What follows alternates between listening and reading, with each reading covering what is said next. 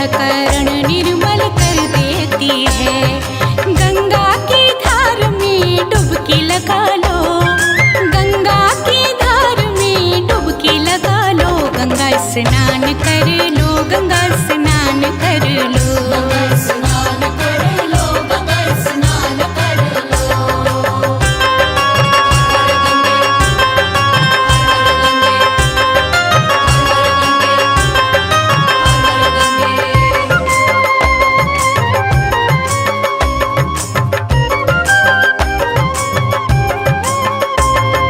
भागीरथ ने था तपस्या किया, भागीरथ ने था तपस्या किया। स्वर्ग से गंगा धरती पे लाया, स्वर्ग से गंगा धरती पे लाया। गंगा जल अमृत लोटे में भर लो, गंगा जल अमृत लोटे में भर लो। गंगा स्नान कर लो, गंगा स्नान कर लो, गंगा स्नान कर लो, गंगा स्नान कर लो।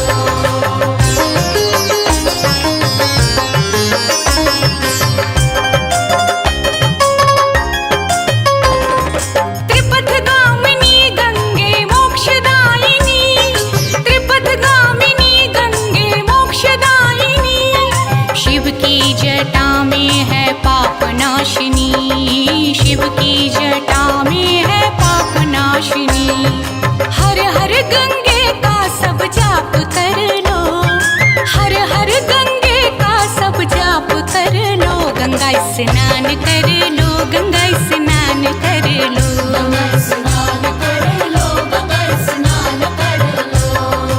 अंतर मन से प्रभु का ध्यान धर लो, अंतर मन से प्रभु का ध्यान धर लो। गंगा स्नान कर लो, गंगा स्नान कर लो, गंगा स्नान कर लो, गंगा स्नान कर लो, गंगा स्नान कर लो, गंगा स्नान कर लो। हर हर गंगे गंगा स्नान कर लो, गंगा स्नान कर लो, गंगा स्नान कर लो।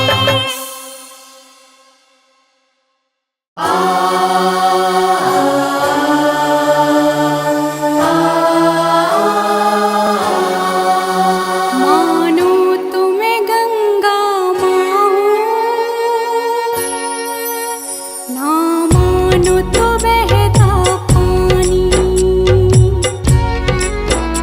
मानो तुम्हें गंगा माँ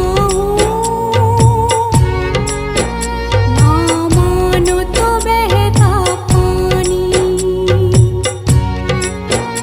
जो स्वर्ग ने दी धरती को,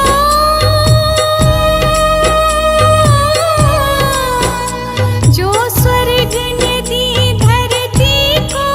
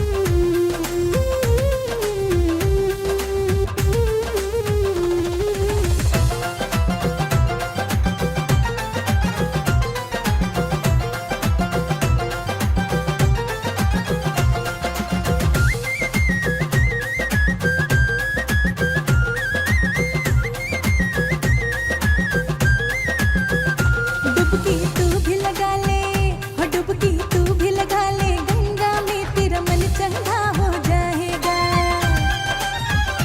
डुबकी तू भी लगा ले, गंगा में तेरा मन चंगा हो जाएगा, मन चंगा हो जाएगा, मन चंगा हो जाएगा जो गोते रोज लगाएगा। डुबकी तू भी लगा ले, गंगा में तेरा मन चंगा हो जाएगा। डुबकी तू भी लगा ले, गंगा में तेरा मन चंगा हो जाएगा।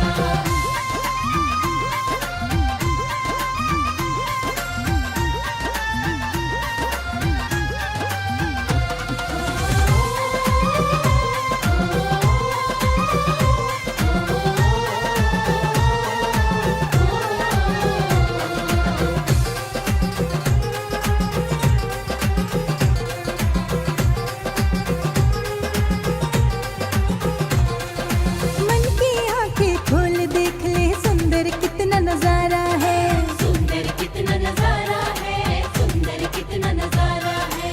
चांदी सी बहती है पावन गंगा जल की धारा है, गंगा जल की धारा है, गंगा जल की धारा है। मन की आंखें खोल देख ले, सुंदर कितना नजारा है, चांदी सी बहती है पावन गंगा जल की धारा है। गंगा के तट आएगा, गंगा के तट आएगा जो माँ को शीश नवाएगा। डुबकी तू भी लगा ले, गंगा में तेरा मन चंगा हो जाएगा। डुबकी तू भी लगा ले, गंगा में तेरा मन चंगा हो जाएगा।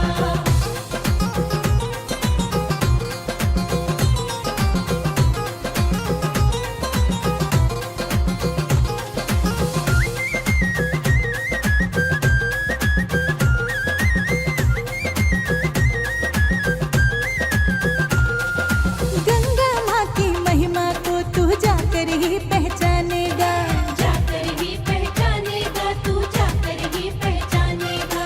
दर्शन होंगे तुझको जब तक मन में तू न ठानेगा। मन में तू ना ठानेगा, मन में तू ना ठानेगा। गंगा माँ की महिमा को तू जाकर ही पहचानेगा, दर्शन होंगे तुझको जब तक मन में तू न ठानेगा। मन से जो तू जाएगा, मन से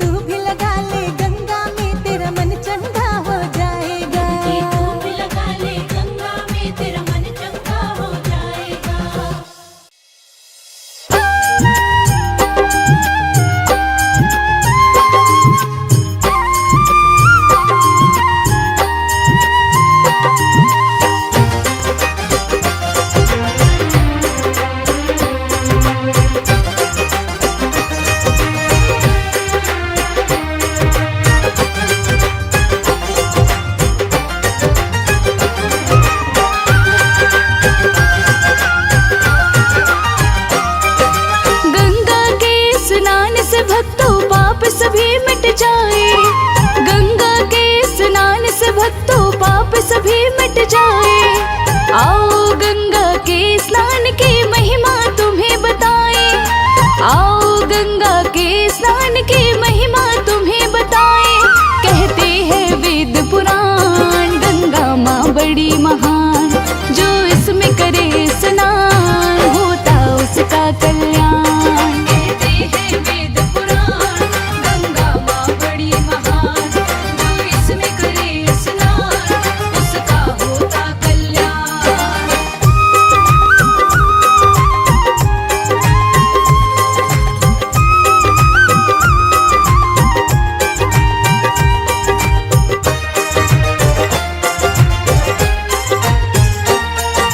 वेद पुराण में गंगा के है जन्म की कई कथाएं।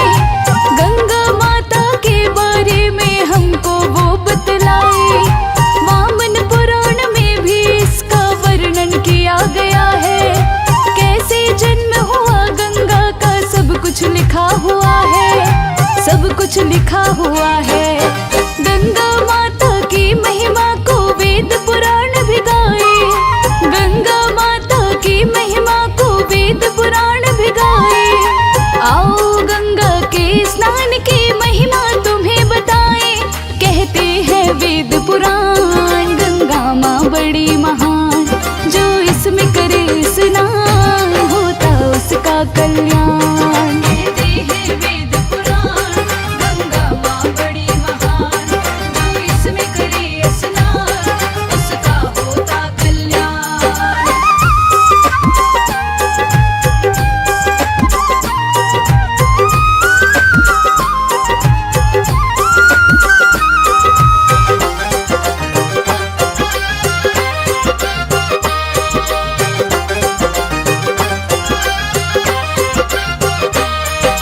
वामन रूप को धरकर जब विष्णु धरती पर आए। एक पाँव विष्णु जी जब आकाश की ओर उठाए।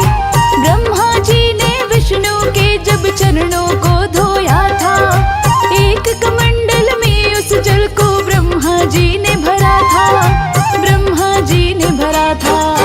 उस जल के ही तेज से गंगा माँ का जन्म बताए। उस जल के ही तेज से गंगा माँ का जन्म बताए। आओ गंगा के स्नान की महिमा तुम्हें बताए। कहते हैं वेद पुराण गंगा माँ बड़ी महान, जो इसमें करे स्नान होता उसका कल्याण। कहते हैं वेद पुराण गंगा माँ बड़ी महान, जो इसमें करे स्नान उसका होता कल्याण।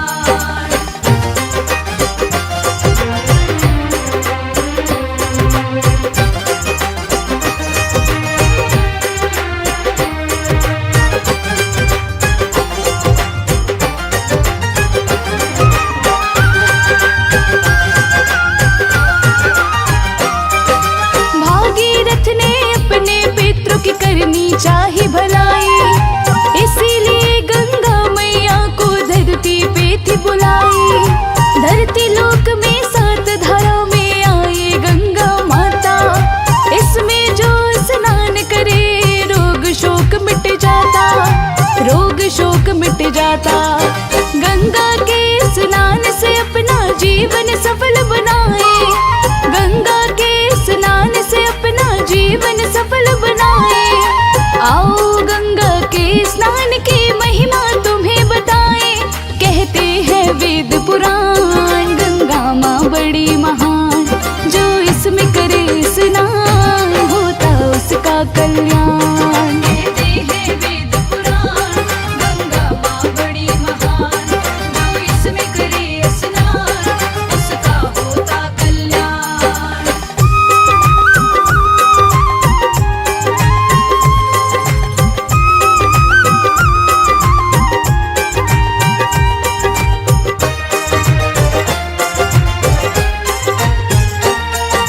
गंगा के स्नान से यश सम्मान की प्राप्ति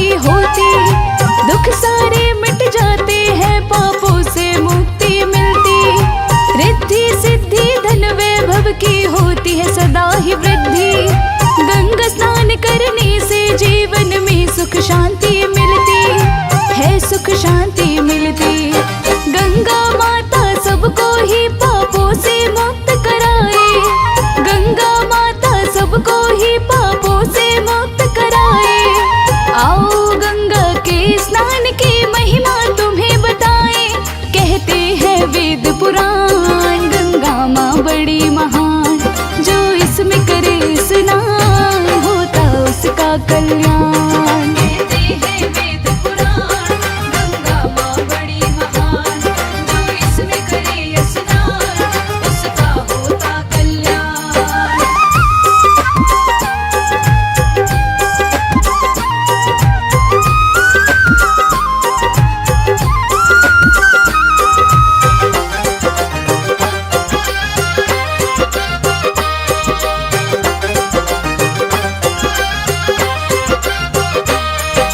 विधि विधान से जो साधक गंगा पूजन है करता, उस साधक के जीवन का सारा संताप है मिटता। दुख दरिद्रता दूर करे, शुभ फल की प्राप्ति होती। गंगा के स्नान से धन वैभव की वर्षा होती, वैभव की वर्षा होती। जीवन के दुख मिट जाते और घर में खुशियाँ आए, जीवन के दुख मिट जाते और घर में खुशियाँ आए। आओ गंगा के स्नान की महिमा तुम्हें बताए, कहते हैं वेद पुराण। गंगा माँ बड़ी महान, जो इसमें करे स्नान होता उसका कल्याण। कहते हैं वेद पुराण, गंगा माँ बड़ी महान, जो इसमें करे स्नान उसका होता कल्याण।